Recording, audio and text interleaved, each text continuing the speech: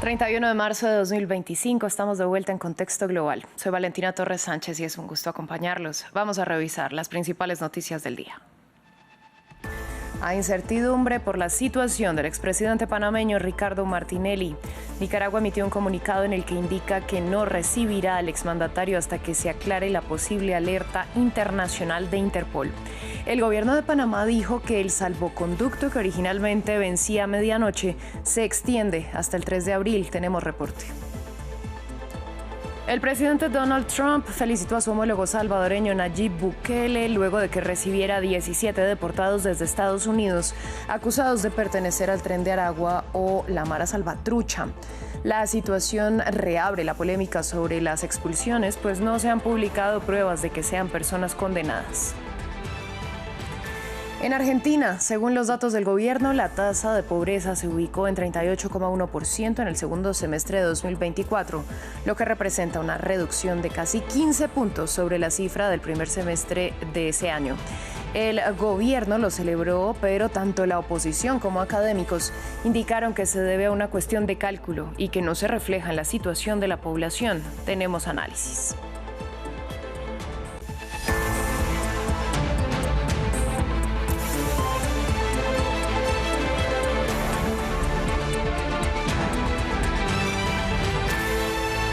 Comenzamos en Panamá porque es incierta la situación del expresidente Ricardo Martinelli. Nicaragua, que iba a recibir este lunes al exmandatario, emitió un comunicado en el que suspende la acogida luego de que se conociera que desde Panamá se habría realizado una solicitud de alerta roja a la Interpol para capturar a Martinelli.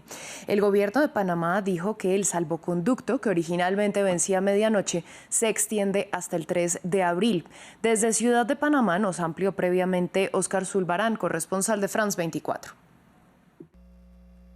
Hay incertidumbre en torno al viaje del expresidente Ricardo Martinelli a Nicaragua. De hecho, desde el primer momento en el que el gobierno panameño anuncia el otorgamiento del salvoconducto al exmandatario, ha existido un ambiente que ha generado dudas sobre su partida del país, sobre todo luego de una eventual alerta roja que había anunciado el director de la Policía Nacional. Luego eso hizo que el gobierno nicaragüense emitiera un primer comunicado en el que pedía que se aclarara esa situación. Esa situación fue aclarada por el gobierno panameño, específicamente por la Cancillería, en la que se garantizaba la seguridad del exmandatario rumbo al país asilante.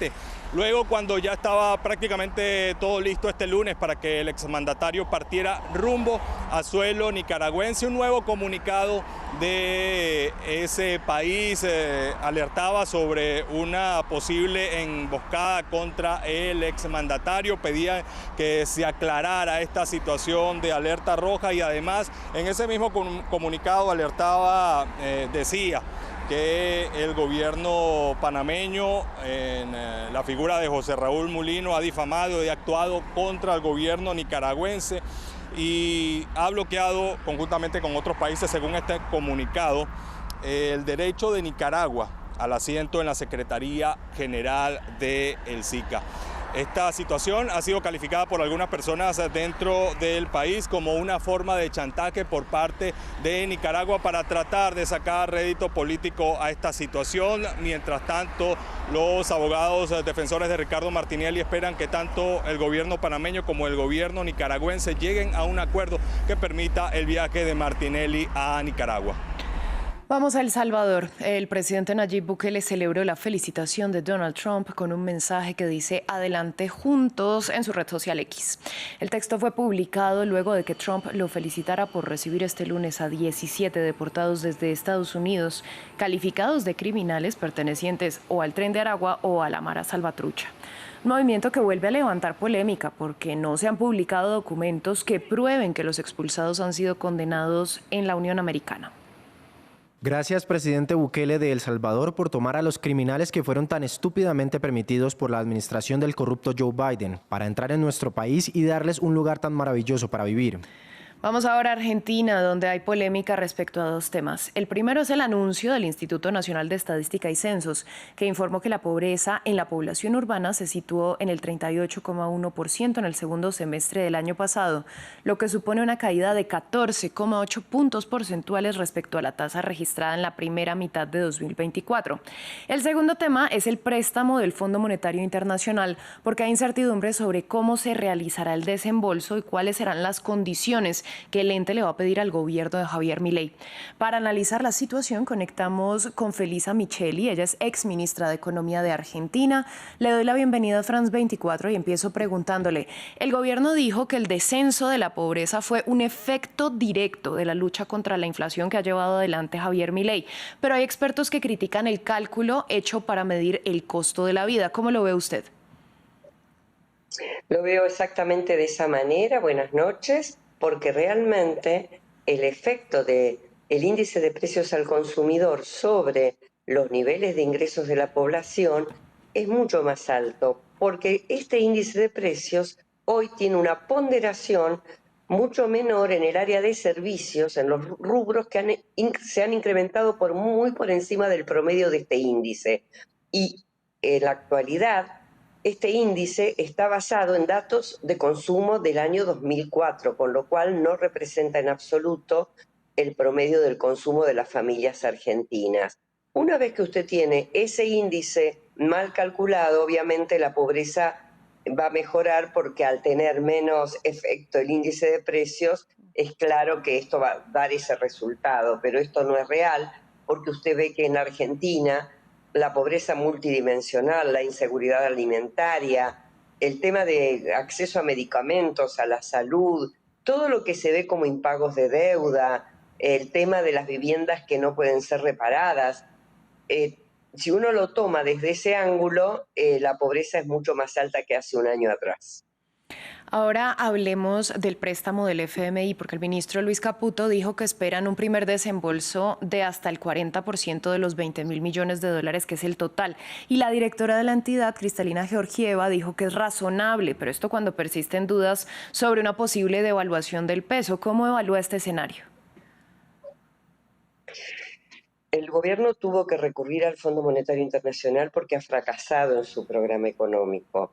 Tiene todavía muchas incertidumbres, altos vencimientos de deuda, aumento importante en las importaciones, aumento en los egresos de divisas por viajes de argentinos al exterior y una sobrevaloración del peso que está afectando con este atraso cambiario a las exportaciones del país y convierte a las importaciones en una avalancha que compiten con los productos argentinos.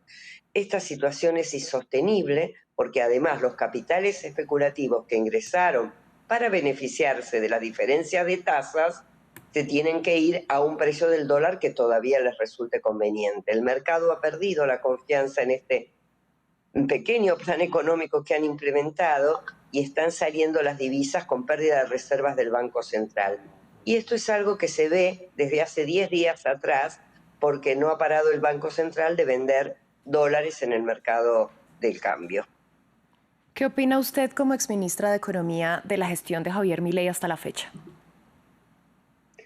Es una gestión que no toma en cuenta la producción y el trabajo. La industria está cerrándose, sobre todo las pequeñas y medianas empresas. El comercio está sufriendo la falta de dinamismo del mercado interno.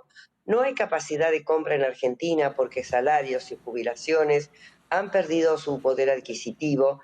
Este plan económico va a terminar en un estallido cambiario, en una gran devaluación que la va a pagar el pueblo argentino con más aumento de la pobreza, porque incluso el índice de inflación lo están pudiendo bajar solo hasta el 2,5% aproximadamente, y en realidad los alimentos ya en el mes de febrero subieron por encima del promedio del índice, lo cual preanuncia que este mes de marzo todavía el aumento va a ser peor. Estamos en una situación muy grave porque es un país prácticamente sin actividad económica, muy paralizado.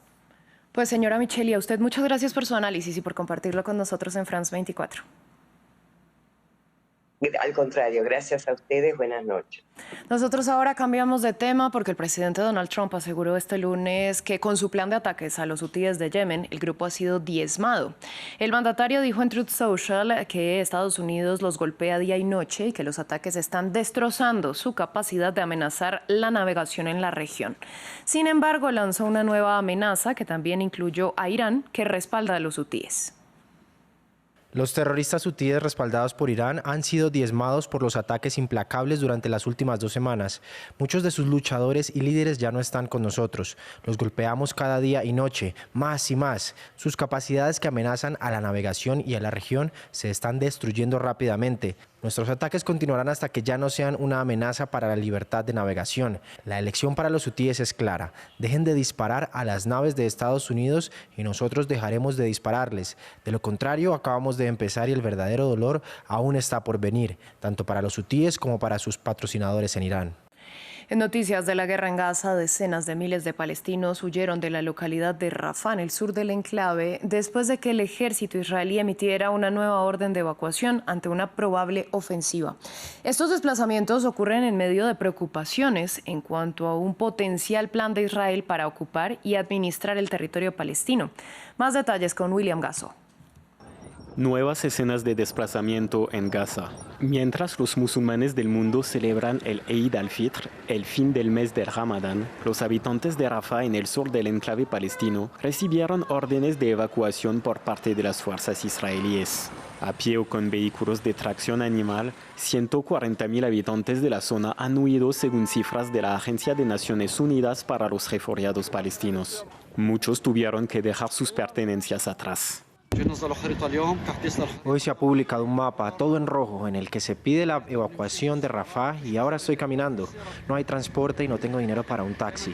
Como pueden ver, no llevamos equipaje, dejamos atrás todas nuestras pertenencias. Israel reanudó sus ataques contra la franja de Gaza a mediados de marzo, dando fin unilateral al alto el fuego con Hamas. Los nuevos bombardeos plantean una inquietud: que Israel se sirva de los desplazamientos para tomar el control del enclave palestino. Ayer, Amit Halevi, un congresista del partido de Benjamin Netanyahu, expresó querer ocupar el territorio para limpiarlo. Mientras tanto, las Naciones Unidas siguen denunciando los desplazamientos repetidos de los gazatíes. Las personas son tratadas como piezas de pinball con constantes órdenes militares que juegan con su destino y sus vidas. Y esto está causando pánico, ansiedad e incertidumbre en el primer día del Eid, un momento para estar con la familia y los seres queridos. Hamas también rechazó una potencial estrategia de ocupación de Gaza. Uno de sus líderes llamó hoy a enfrentarse a los planes israelíes, a los que califica de diabólicos. Así llegamos al final de este bloque informativo. A ustedes les agradecemos su sintonía y les pedimos que continúen con nosotros, que ya llega Amal Ben Otman con toda la información del continente africano en África 7 días. Feliz noche para todos.